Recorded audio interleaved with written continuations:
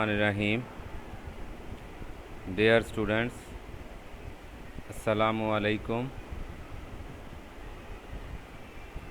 I am your teacher Mohammad Riyaz with lecture number 8, chapter number 5, that is about circular motion. Dear students, देखें कल हमने rotational kinetic energy के बारे में पढ़ा था, लास्ट जो हमारा लेक्चर था। आज हमने रोटेशनल काइनेटिक एनर्जी पढ़नी है डिस्क और हूप की।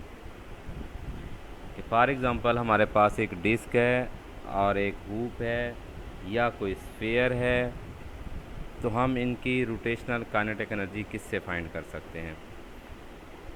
देखें, लीनियर जो मोशन होती है उसमें तो लीनियर जो काइनेटिक एनर्जी होती है उसे तो हम हाफ mv² से फाइंड करते हैं, लेकिन यहाँ पे क्या है, रोटेशनल मोशन है। तो रोटेशनल मोशन के केस में कल हमने कहा था जो एनर्जी बॉडी रखती है, गेन करती है ड्यू टू रोटेशनल मोशन, उसे हम रोटेशनल काइनेटिक एनर्जी कहते हैं। आज हमने सिर्फ एक इजाफा करना है कि एक डिस्क है, मतलब एक शेप है, और दूसरी हमारे पास हूप है। तो इनकी रोटेशनल काइनेटिक एनर्जी हम कैसे फाइंड करेंगे। हम इसके लिए ये सपोज करते हैं, देखिए हमारे पास ये एक डिस्क है सॉलिड, यहाँ पे एक हूप है जैसे ये दिखाई गई है, ये थोड़ा सा कलर इसका फेंट है। ये हमारे पास एक हूप है और ये क्या है, एक डिस्क है। दोनों को आप अगर एक इंक्लाइंड प्लेन के ऊपर हम रखते हैं, ठीक है, ये हमारा क्या है, रेफरेंस लेवल है, इसके रिस्पेक्ट ये एक इंक्लाइंड प्लेन है। ये देखें, ये इंक्लाइंड प्लेन है। इस इंक्लाइंड प्लेन के ऊपर हमने डिस्क को और हूप को एक ही हाइट पे रखा है और वो सपोज किया है कि h हाइट है। कितनी हाइट पे हैं विद रिस्पेक्ट टू ग्राउंड, और ज़ीरो लेवल जो है हमारा उसके रिस्पेक्ट कितनी हाइट पे हैं, h हाइट पे। जब हम इसको छोड़ेंगे डिस्क को, तो ये क्या करेगी, रोटेट करती हुई नीचे आएगी। जब ये नीचे आएगी, हम ये सपोज कर लेते हैं कि ये फ्रिक्शन लेस सरफेस है। क्या है ये, फ्रिक्शन लेस सरफेस है। तो इस फ्रिक्शन लेस सरफेस पे जब ये दोनों मूव करके आएंगी, हमने ये कैलकुलेट करना है कि इस ज़ीरो लेवल पे, इस पॉइंट पे जब आएंगी तो इसकी वेलोसिटी हम कैसे फाइंड कर सकते हैं, क्या होगी डिस्क की, और जो हूप है इस हूप की इस ज़ीरो लेवल पे जो है स्पीड क्या होगी। हमने दोनों की फाइंड करनी है, ठीक है। उसके लिए हम ये भी देखेंगे कि स्पीड जो है वो किसकी ज़्यादा होती है, डिस्क की ज़्यादा होती है on reaching the ground, on reaching the bottom, और हूप इसकी जो है वो ज़्यादा होती है। तो इसके लिए हमने क्या किया है, सपोज कर लेते हैं, देखें इसी चीज़ को ऊपर एक्सप्लेन किया गया है। Consider a disc and a hoop started moving down on an inclined plane of height h। कि हमने सपोज कर लिया कि हमारे पास क्या है, एक डिस्क है और एक हूप है। ये क्या है, मूव करती हुई नीचे आ रही हैं, किसके ऊपर, इंक्लाइंड प्लेन के ऊपर, जिसकी हाइट क्या है, h है। इसी चीज़ को देखें, मैंने आपको बताया कि ये हमारे पास एक डिस्क है, ये एक हूप है, यहाँ डिस्क है, हूप है, ये हमारा एक इंक्लाइंड प्लेन है, और ये इंक्लाइंड प्लेन h हाइट पे है। मतलब h हाइट पे इस इंक्लाइंड प्लेन पे हमने ये दोनों चीज़ें रखी हैं और ये मूव करती हुई नीचे आ रही हैं। जब ये नीचे आएंगी तो ज़ाहिर है एक जब पॉइंट से दूसरे पॉइंट तक आएंगी तो ट्रांसलेट भी करेंगी और अपने एक्सिस के गिर्द रोटेट करती हुई आ रही हैं, तो ये रोटेशनल मोशन भी होगी। और हम यहाँ पे एक चीज़ ये भी कहते हैं कि these are rotating about their own axis without slipping, ये स्लिप नहीं हो रही कि एक जगह से दूसरी जगह पे स्लिप हो जाए, फिर तीसरी जगह पे स्लिप हो जाए, नहीं, बल्कि हम यहाँ पे ये सपोज कर रहे हैं कि ये क्या करती हैं, रोल करती हुई, ऐसे रोल करती हुई जो है इस तरह से ऐसे नीचे आ रही हैं।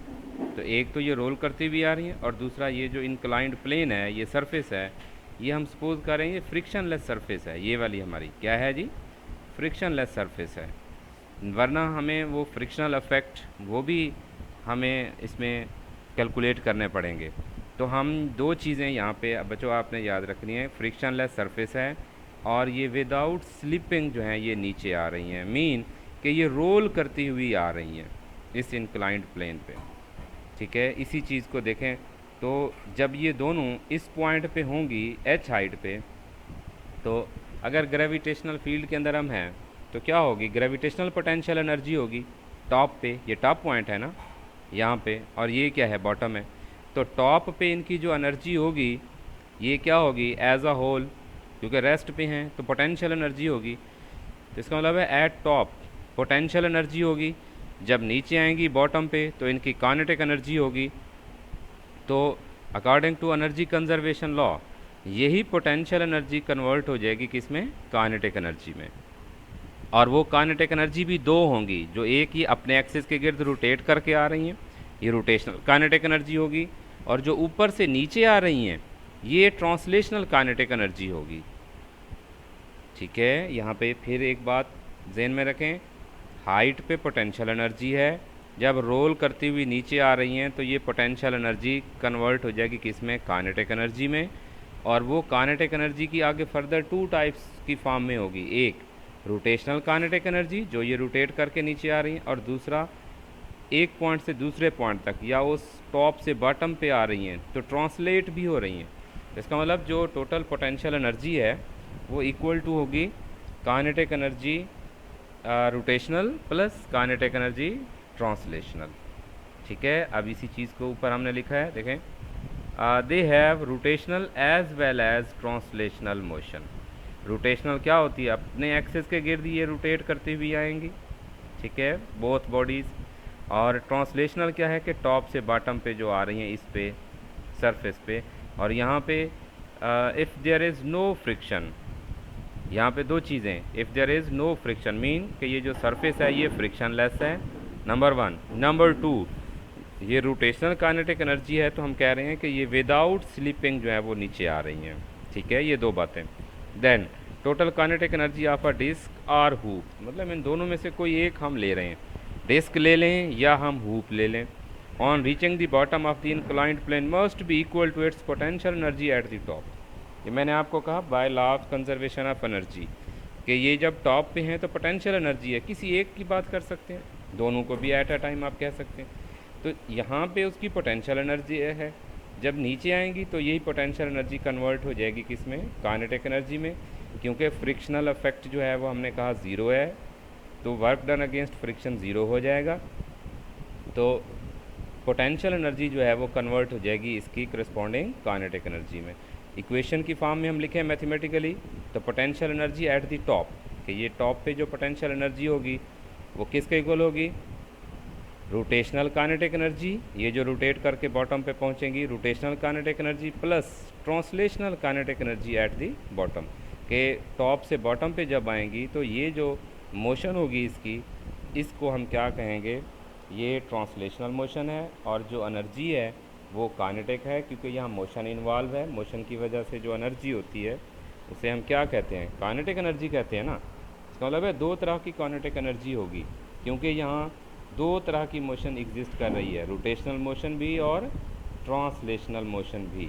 तो जो ड्यू टू रोटेशन है, ड्यू टू रोटेशन, वो रोटेशनल काइनेटिक एनर्जी हो गई, और जो एक जगह से दूसरी जगह पे आई हैं ये ट्रांसलेट हुई है बॉडी, तो ये ट्रांसलेशनल काइनेटिक एनर्जी होगी।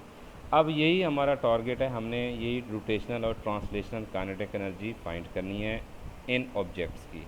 तो हम वन बाय वन फाइंड करते हैं। तो पहले हम फाइंड करते हैं फॉर डिस्क, ठीक है, फॉर डिस्क, ये हमारे पास ये डिस्क है, इस डिस्क की पहले हम फाइंड करते हैं काइनेटिक एनर्जी, और फिर स्पीड क्या होगी इस बॉटम पे, फिर इस हूप की फाइंड करेंगे कि रोटेशनल का, तो इसकी जो काइनेटिक एनर्जी रोटेशनल है वो क्या होगी, और इस पॉइंट पे जब बॉटम पे पहुंचेगी तो इस हूप की स्पीड क्या होगी, हम इन दोनों को फाइंड करते हैं। ठीक है, तो first of all for disc potential energy क्या होगी, kinetic energy rotational plus kinetic energy translational. अभी हमने ऊपर बात की है, तो काइनेटिक एनर्जी रोटेशनल, ठीक है, वो क्या होती है, half I omega square. Rotational kinetic energy कल बात हुई है कि नहीं हुई, हुई है ना लास्ट लेक्चर में। तो लास्ट लेक्चर में हम ये पढ़ चुके हैं कि rotational kinetic energy half I omega square होता है। यहाँ पे आई जो है वो क्या है, मोमेंट ऑफ इनर्शिया। तो पीछे कुछ शेप्स के मोमेंट ऑफ इनर्शिया हमने पढ़े हैं मैथमेटिकली, मैंने कहा था इसको आपने याद रखना है, आगे ये हम इनको पुट करेंगे, यूज़ करेंगे। तो यहाँ पे आई को हम पुट करेंगे कि मोमेंट ऑफ इनर्शिया आई जो है किसका, डिस्क का, वो किसके इक्वल होगा। तो किसके इक्वल होता है, since I is equal to 1/2 M R square. R ये क्या है, radius of that disc. M क्या है, मास ऑफ दैट डिस्क। तो हम इसको क्या लिख सकते हैं, हाँ जी क्या लिखेंगे कि ये हमारे पास किसके इक्वल होता है, I half M R square, यहाँ पुट कर दें 1/2, आई की जगह 1/2 M R square omega square. 1/2 क्या आ जाएगा, 1/4 M R square omega square. अच्छा अब आप देखें, अगर आप इसको रोटेशनल काइनेटिक एनर्जी है तो ये आपका क्या है, 1/4 M R square. M R square क्या चीज़ है, आई। तो किसका आई, ये मोमेंट ऑफ इनर्शिया डिस्क का। तो इसको अगर लिखें तो 1/4 I omega square, I omega square. देखें वैसे रोटेशनल काइनेटिक एनर्जी क्या है, हाफ आई ओमेगा स्क्वायर। जी बच्चों ये नोट करना है, ये इंपॉर्टेंट पॉइंट है। जनरली हम बात करते हैं किसी पॉइंट की, तो उसकी जो रोटेशनल काइनेटिक एनर्जी है वो हाफ आई ओमेगा स्क्वायर है। बट जो रोटेशनल काइनेटिक एनर्जी है किसकी, डिस्क की, तो 1/4 आई ओमेगा स्क्वायर है। ठीक है, 1/4 आई ओमेगा स्क्वायर। अब अगर इसी को ट्रांसलेशनल काइनेटिक एनर्जी की फॉर्म में हम लिखें तो v is equal to R omega होता है। तो आर स्क्वायर ओमेगा स्क्वायर किसके इक्वल आएगा, वी स्क्वायर के। तो काइनेटिक एनर्जी रोटेशनल क्या हो जाएगी, हाफ एम वी स्क्वायर। तो ये किसकी फॉर्म में है इक्वेशन, लीनियर वेलोसिटी की फॉर्म में। यहाँ पे v क्या है, लीनियर वेलोसिटी है। ठीक है, वैसे देखें सिंपल जो ट्रांसलेशनल काइनेटिक एनर्जी होती है वो हाफ एम वी स्क्वायर होती है फॉर ऑल ऑब्जेक्ट्स। बट जो रोटेशनल काइनेटिक एनर्जी है वो 1/4 एम वी स्क्वायर के इक्वल होती है। अब यही दो वैल्यूज़ आप यहाँ पुट करें तो इस इक्वेशन में, तो पोटेंशियल एनर्जी क्या आ जाएगी, काइनेटिक एनर्जी रोटेशनल वो किसके इक्वल है, ये 1/4 एम वी स्क्वायर। ये आ जाएगा 1/4 एम वी स्क्वायर प्लस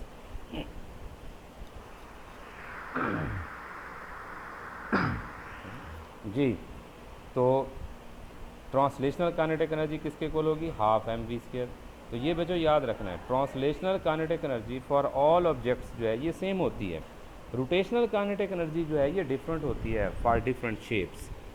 ठीक है, तो हम इन दोनों को सम करेंगे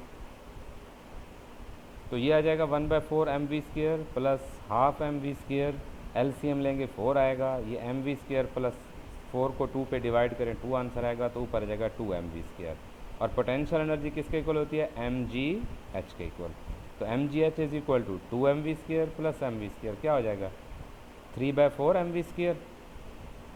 ठीक है, अब एम एम से क्या हो जाएगा, कैंसिल हो जाएगा दोनों तरफ। तो अब m कैंसिल हो जाएगा, बाकी क्या बचेगा, जी एच, 4 इधर जाके मल्टीप्लाई हो जाएगा, तो 4GH और 3 इधर जाके डिवाइड हो जाएगा दूसरी साइड पे। तो क्या इक्वेशन बनेगी कि v square is equal to 4GH/3। हमने v अगर फाइंड करनी है स्पीड, तो v इज इक्वल टू क्या होगा, स्क्वायर रूट इसका ले लें दोनों तरफ, taking square root on both side. तो v इज इक्वल टू क्या आ जाएगा, 4/3GH इसका स्क्वायर रूट। तो ये है required speed at the bottom. It mean कि ये जो हमारा रिलेशन है, इस रिलेशन में हमें सिर्फ क्या चीज़ चाहिए, जस्ट इस हाइट की वैल्यू चाहिए। जी तो 9.8 है, तो आपने कितनी हाइट पे इसको रखा है डिस्क को, ठीक है, वो हाइट की वैल्यू पुट कर दें। और अगर हम सपोज करें ये फ्रिक्शनलेस सरफेस है और विदाउट स्लिपिंग ये नीचे आ रही है, तो इस बॉटम पे इसकी स्पीड क्या होगी, 4/3GH स्क्वायर रूट। जी 9.8, 4/3 h की वैल्यू पुट करें तो स्पीड आ जाएगी कि बॉटम पे जब ये डिस्क पहुंचेगी तो इसकी स्पीड क्या होगी। ठीक है, कि अगर हम से अगर आप 10 मीटर की हाइट पे हैं तो h 10 हो जाएगा, 4/3 g 9.8 और h की 10 पुट कर दें वैल्यू, तो ये आ जाएगा कि इस पॉइंट पे बॉटम पे इसकी स्पीड क्या होगी। ये आपने याद रखना है, हमारे पास न्यूमेरिकल्स आएंगे उसमें हम इस चीज़ को कैलकुलेट करेंगे। ठीक है जी, तो ये होगा this is the final velocity of a disc on reaching the lower end of the inclined plane. Lower end of the inclined plane या bottom of the inclined plane एक ही बात है कि ये वो फाइनल स्पीड की वैल्यू है कि जब ये डिस्क जो है बॉटम पे पहुंचेगी तो इसकी ये स्पीड होगी, क्या होगी, 4/3 GH स्क्वायर रूट के इक्वल। अब नेक्स्ट यही काम करते हैं किसके लिए, हुप के लिए जी। जब हुप के लिए करेंगे तो पोटेंशियल एनर्जी वही सेम इक्वेशन है, kinetic energy rotational plus translational. अब काइनेटिक एनर्जी रोटेशनल ये हमने कल पढ़ा था journal, half I omega square, लेकिन जब हम स्पेसिफिक हो जाएंगे किसके लिए, फॉर हुप, तो ये जो मोमेंट ऑफ इनर्शिया है आई, ये हम हुप का पुट करेंगे तो वो किसके इक्वल होता है, हुप का मोमेंट ऑफ इनर्शिया, हाँ जी किसके इक्वल है बच्चों, एम और स्क्वायर। तो मोमेंट ऑफ इनर्शिया आई जो है डिस्क का, ये हमारे पास किसके इक्वल आ जाएगा, एम और स्क्वायर। यही वैल्यू हम इसमें पुट कर दें तो काइनेटिक एनर्जी रोटेशनल क्या आ जाएगी, हाफ आई की जगह पे M R square omega square, तो ये आ जाएगी half M R square omega square. अब एम आर स्क्वायर क्या है, आई, तो यही ऊपर वाला relation rotational kinetic energy hoop की यही आ जाएगी। डिस्क की ये नहीं थी, वो 1/4 आई ओमेगा स्क्वायर है, जबकि हुप की क्या है, 1/2 आई ओमेगा स्क्वायर। अब अगर इस इक्वेशन को आप लीनियर वेलोसिटी की टर्म में लिखें तो v इज इक्वल टू क्या होता है, आर ओमेगा, तो आर स्क्वायर ओमेगा स्क्वायर किसके इक्वल आ जाएगा, वी स्क्वायर।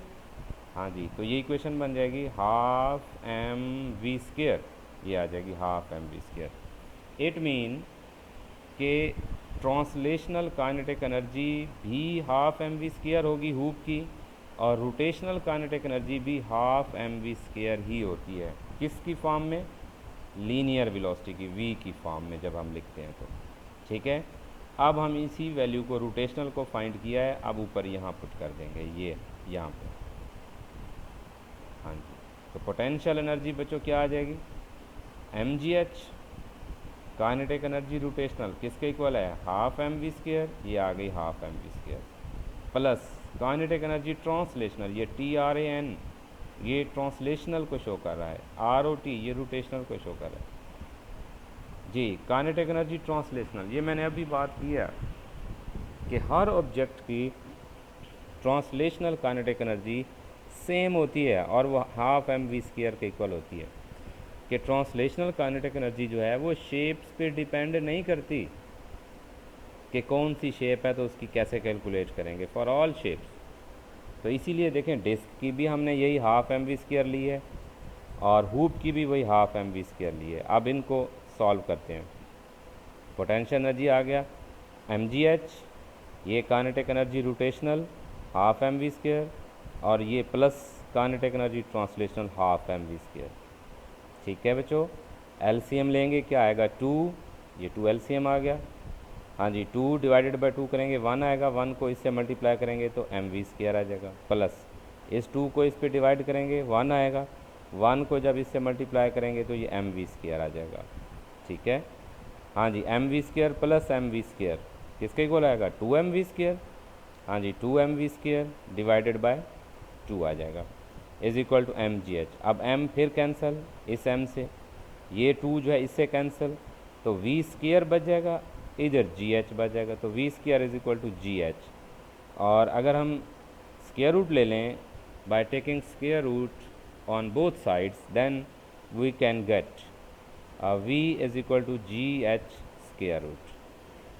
ठीक है, तो ये क्या है जी, हमारे पास रिक्वायर्ड स्पीड है किसकी, हुप की।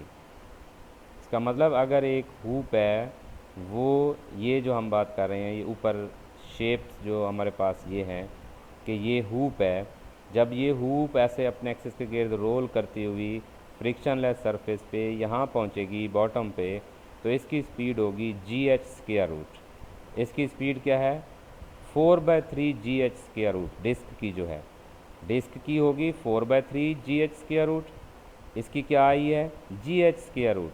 तो अगर हम इन दोनों को कंपेयर करें तो इसका मतलब है कि अगर सेम हाइट से आप डिस्क और हुक को छोड़ते हैं एक ही इंक्लाइंड प्लेन पे, तो डिस्क की स्पीड जो है ये ग्रेटर होगी और हुक की जो स्पीड है ये लेस होगी। तो इसकी स्पीड कितनी ग्रेटर होगी डिस्क की, 4/3 स्क्वायर रूट ऑफ 4/3 फैक्टर। ठीक है, तो अब इसी चीज़ को देखें, हम ये देखते हैं, ये है ना डिस्क की ये। तो अगर आप 4/3 को बाहर ले लें स्क्वायर रूट ऑफ 4/3, तो बाकी GH का स्क्वायर रूट आ जाएगा। तो स्क्वायर रूट ऑफ GH क्या होता है, V फॉर हुक। तो ये V फॉर डिस्क जो है ये स्क्वायर रूट ऑफ 4/3 फैक्टर जो है ये ग्रेटर होगी किससे, स्पीड फॉर हुक से। ठीक है, तो हमारा कंक्लूजन फिर ये हुआ, हम इसको क्या कह सकते हैं, this is the final velocity of the loop, ये लूप की ये होगी on reaching the lower end of the inclined plane. कि इंक्लाइंड प्लेन ये मैग्नीट्यूड है उसकी वेलोसिटी की। ठीक है, तो इंक्लाइंड प्लेन पे जब ये नीचे पहुंचेगी तो v इज इक्वल टू क्या होगा, GH स्क्वायर रूट के equal. It shows that the velocity of the disc will be greater than the loop on reaching the bottom of the inclined plane. तो ये चीज़ क्या शो कर रही है कि हाँ जी, ये दो इक्वेशंस क्या शो कर रही हैं कि डिस्क की स्पीड ग्रेटर होगी on reaching the bottom as compare to the speed of hook. कितनी ग्रेटर होगी, 4/3 स्क्वायर रूट फैक्टर, इतना फैक्टर ग्रेटर होगी। जैसे हम कहते हैं ना डबल होगी, 3 टाइम होगी, 4 टाइम होगी, तो ये 4/3 स्क्वायर रूट ये 1.14 या इस तरह से कोई फैक्टर आता है। तो इतना फैक्टर जो है ये डिस्क की स्पीड ग्रेटर होगी किससे, हुक से। ठीक है, इसी चीज़ को देखें, नीचे ये मैंने नोट लिखा है, ये बड़ा इंपॉर्टेंट पॉइंट है, ये MCQs में आ सकता है बच्चों, कि V for disc is equal to क्या होती है, square root of 4/3 V for hoop. या इन अदर वर्ड्स आप ये कह सकते हैं कि V जो है for disc is greater than V for hook. ठीक है, डिस्क की स्पीड ग्रेटर होती है as compare to speed of hook. कितनी ग्रेटर, स्क्वायर रूट ऑफ 4/3 फैक्टर। या मैथमेटिकली हम इसको ये लिख सकते हैं, V for disc is equal to square root of 4/3 into V for hook. ठीक है, ये हमारा कंक्लूजन हुआ। अब उसके बाद देखें एक और है इंपॉर्टेंट पॉइंट है, बुक में दिया हुआ है फॉर यूर इन्फॉर्मेशन। अगर एक सफ़ेयर है, मतलब एक और शेप है, सफेरिकल शेप है, सफ़ेयर है, लाइक अ फुटबॉल, लाइक अ अर्थ, लाइक अ क्रिकेट बॉल, ऐसे कोई आपके पास एक सफेरिकल शेप है, टेनिस बॉल या एक बॉल बेरिंग है, तो आपके पास कोई स्फीयर है, जो बॉल बेरिंग के अंदर छोटे से वो बॉल्स होती हैं, स्मॉल बॉल्स, स्फेयर्स होते हैं, उनकी बात कर रहा हूँ मैं। तो अगर कोई आपके पास स्फेयर है, आप इसको इंक्लाइंड प्लेन पे छोड़ते हैं, फ्रिक्शन लेस सरफेस हो, तो ये यहाँ से रोल करती हुई नीचे आए विदाउट स्लिपिंग, तो इसकी स्पीड क्या होगी यहाँ बॉटम पे जब पहुँचेगी, तो आप उसी तरह कैलकुलेट कर सकते हैं। ये हाइट देख लें इसकी कितनी है, पोटेंशियल एनर्जी होगी इस पॉइंट पे। ठीक है, तो वो क्या होगी, mgh, kinetic energy rotational plus kinetic energy translational. अगर आपने सफ़ेयर की फाइंड करनी हो रोटेशनल काइनेटिक एनर्जी, तो वो क्या आएगी, half mv square, half mi omega square. ये देखें, ये हमारे पास फार्मूला यही आएगा, rotational kinetic energy half I omega square. जैसे हुक के लिए आई जो है वो mr स्क्वायर पुट किया है, ऐसे सफ़ेयर के लिए जो आई होता है वो 2/5 mr स्क्वायर होता है। ठीक है बच्चों, ये हमने पढ़ा था, क्या होता है 2/5 mr स्क्वायर। क्या, मोमेंट ऑफ इनर्शिया, किसके लिए, सफ़ेयर के लिए। तो अगर आप सफेरिकल शेप लेंगे फॉर डिस्क की बजाय आप, या हुक की बजाय आप यहाँ पे लिख लें फॉर सफ़ेयर। ठीक है, आप इसी तरह से इसको कैलकुलेट करें। यहाँ आई जो है वो mr स्क्वायर की बजाय 2/5 mr स्क्वायर पुट करें, इसको सॉल्व करते जाएं, तो यहाँ से फिर स्पीड की वैल्यू निकल आएगी, और वो स्पीड की वैल्यू आएगी ये v is equal to 10/7 GH² या 10 GH/7 इसका मतलब क्या है कि स्फीयर की जो स्पीड होगी एट बॉटम G9.8 h, कितनी हाइट से आपने स्फीयर को छोड़ा है, ये उसकी हाइट है। ठीक है जी, ये कितनी हाइट से छोड़ा है, यहाँ हाइट की वैल्यू पुट कर दें, जी वैसे कांस्टेंट है, तो यहाँ आप बता सकते हैं कि ये स्फीयर जब इस बॉटम पे पहुँचेगा तो इसकी स्पीड ये होगी। तो ये मैंने डायरेक्ट इसका बच्चों आंसर लिखा है, आपने इसको वेरीफाई करना है, कैलकुलेट करना है कि क्या वाकई यही वैल्यू आती है।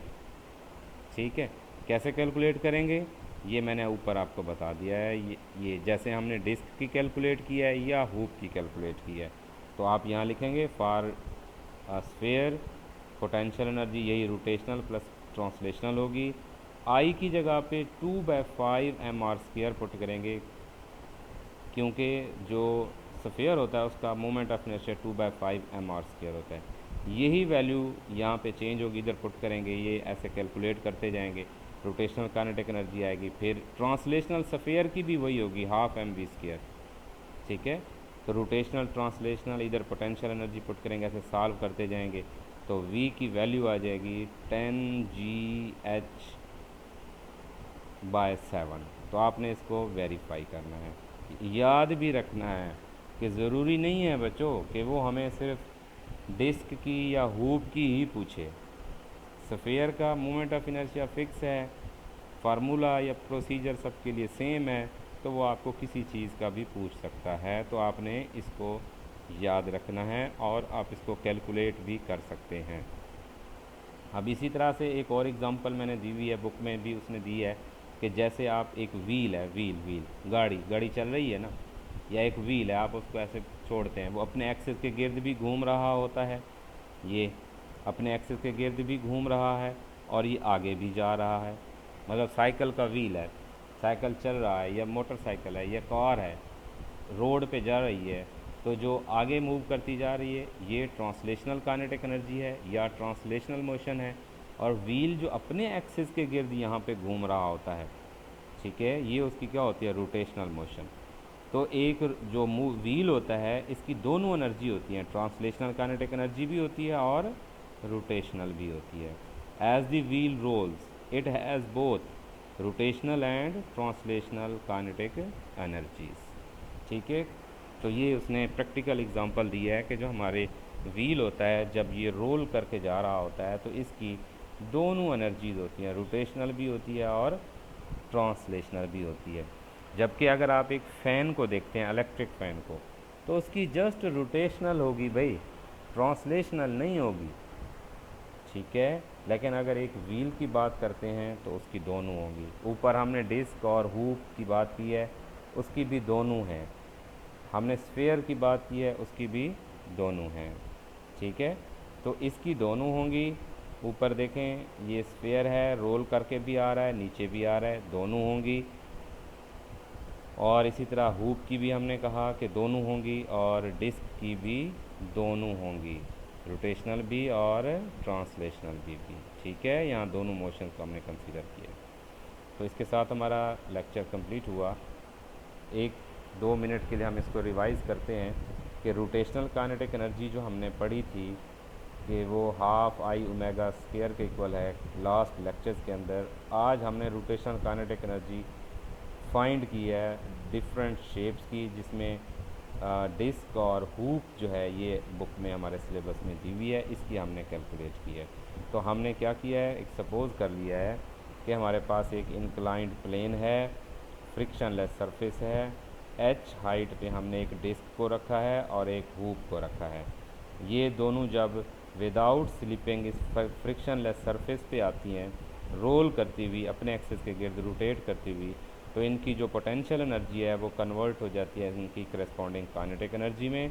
और वो काइनेटिक एनर्जी भी दोनों हैं, ट्रांसलेशनल भी और रोटेशनल भी। तो हमने इसी चीज़ को ऊपर इक्वेशन की फॉर्म में लिखा है कि kinetic potential energy at the top जो है वो इक्वल टू है बॉटम के ऊपर जाके ये कन्वर्ट हो जाती है पोटेंशियल एनर्जी काइनेटिक में।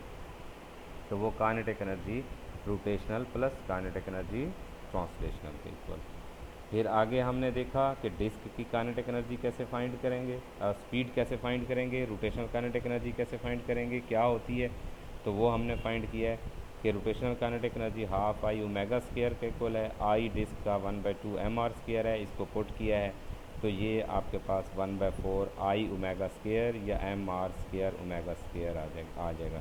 और in terms of linear velocity लिखना हो, ये रोटेशनल काइनेटिक एनर्जी है डिस्क की in terms of angular velocity, और ये इक्वेशन है in terms of linear velocity. इसमें क्या किया है, v is equal to R omega put किया है, तो ये R square omega square v की जगह पे आ जाएगा। और फिर मैंने यहाँ पे एक और डिफरेंस बच्चों आपको बताया है कि ट्रांसलेशनल काइनेटिक एनर्जी हर बॉडी की हाफ एम वी स्क्वायर होती है, जबकि रोटेशनल काइनेटिक एनर्जी देखें 1/4 एम वी स्क्वायर है, वो हाफ एम वी स्क्वायर है, ये 1/4 एम वी स्क्वायर है। इनको हमने पुट किया है, सिंप्लीफाई किया है, ऐड किया है, पोटेंशियल एनर्जी की वैल्यू फाइंड किए हैं, तो स्पीड आ गई है डिस्क की बॉटम के ऊपर जो कि किसके इक्वल है 4/3 4gh/3 उसका स्क्वायर रूट। फिर यही काम हमने सेम हूप के लिए किया है, और हूप का मोमेंट ऑफ इनर्शिया जो है वो एम आर स्क्वायर है, वही पुट किया है, तो उसकी रोटेशनल काइनेटिक एनर्जी हूप की आई है हाफ एम वी स्क्वायर। तो यहाँ पे इम्पोर्टेंट बात क्या है कि हूप की ट्रांसलेशनल भी और रोटेशनल भी kinetic energy half M V square का इक्वल है। फिर इन दोनों को सम किया है, वी की वैल्यू फाइंड की है, तो किसके इक्वल आई है square root of G H. और दोनों से हमें ये पता चला है इक्वेशन से कि डिस्क की जो स्पीड है, अगर सेम हाइट से एक डिस्क को और हूप को हम छोड़ें तो बॉटम पे जब ये दोनों पहुंचेंगी तो डिस्क की स्पीड ज़्यादा होगी और हूप की स्पीड कम होगी। ठीक है, तो इसीलिए देखें ऊपर उसमें भी उसने दिखाया हुआ है कि डिस्क जो है आगे निकल गई है और हूप जो है ये पीछे आ रही है। ठीक है, सेम हाइट से सेम टाइम अगर आप इनको वो करें, छोड़ दें, इस कंक्लूजन से ये है कि सेम हाइट से सेम टाइम दोनों को छोड़ें तो डिस्क की स्पीड ज़्यादा होने की वजह से ये आगे निकल जाएगी और हूप की स्पीड कम होगी जब ये आएगी। ठीक है, बॉटम पे। तो जनरल या ओवरऑल हमारे पास इन दोनों डिस्कशंस का रिज़ल्ट ये आया है कि v फॉर डिस्क जो है वो ग्रेटर है as compare to v for hoop. कितनी ग्रेटर है, स्क्वायर रूट ऑफ 4/3 फैक्टर। फिर मैंने कहा कि आपकी असाइनमेंट है बच्चों, ये आपकी असाइनमेंट है आज की, कि आपने v फॉर स्फेयर फाइंड करना है। कैसे फाइंड करेंगे, वही ऊपर वाला फार्मूला लगा के कि potential energy is equal to kinetic energy translational plus rotational. पहले रोटेशनल फाइंड कर लें, ट्रांसलेशनल तो हाफ एम वी स्क्वायर है, वो तो अननोन है। रोटेशनल फाइंड कर लें, वो हाफ आई ओमेगा स्क्वायर है, आई 2/5 एम आर स्क्वायर, ये पुट करें, सॉल्व करें, और ये वेरीफाई आपने करना है कि क्या वाकई वी फॉर स्फीयर जो है ये 10gh/7 होती है। ठीक है, उसके बाद मैंने एग्ज़ाम्पल दिए है कि जैसे प्रैक्टिकल एग्ज़ाम्पल के कहाँ पे ट्रांसलेशनल रोटेशनल काइनेटिक एनर्जी हमें मिलती है। मैंने कहा ये साइकिल का व्हील है, मोटरसाइकिल का, गाड़ी का, तो इस तरह उसमें देखें तो वो आगे भी चलता जा रहा होता है, ये इस तरह से, यहाँ से ये अपने एक्सेस के गिर्द भी क्या कर रहा है, रोटेट कर रहा है व्हील। तो रोटेशनल काइनेटिक एनर्जी ये जो आगे जा रहा है, ये एरो हेड बता रहा है कि आगे चलता जा रहा है, तो जब आगे जाएगा तो ये क्या कौन सी होगी, ट्रांसलेशनल काइनेटिक एनर्जी। तो एक मूविंग व्हील जो है वो दोनों काइनेटिक एनर्जी, जो एक व्हील रोल करता हुआ जा रहा होता है तो इसकी दोनों एनर्जी होती हैं, काइनेटिक एनर्जी रोटेशनल भी और ट्रांसलेशनल भी। ठीक है, तो थैंक यू वेरी मच। अगर आपका कोई क्वेश्चन हो तो आप पूछ सकते हैं। कुछ बच्चे जो हैं वो क्वेश्चंस कर भी रहे हैं, तो मुझे बड़ी खुशी हुई है कि वो बच्चे मेहनत कर रहे हैं, पढ़ रहे हैं। तो आप तमाम बच्चों से रिक्वेस्ट है कि आप सब इसको पढ़ें, देखें और आप इसको क्लियर करते जाएं।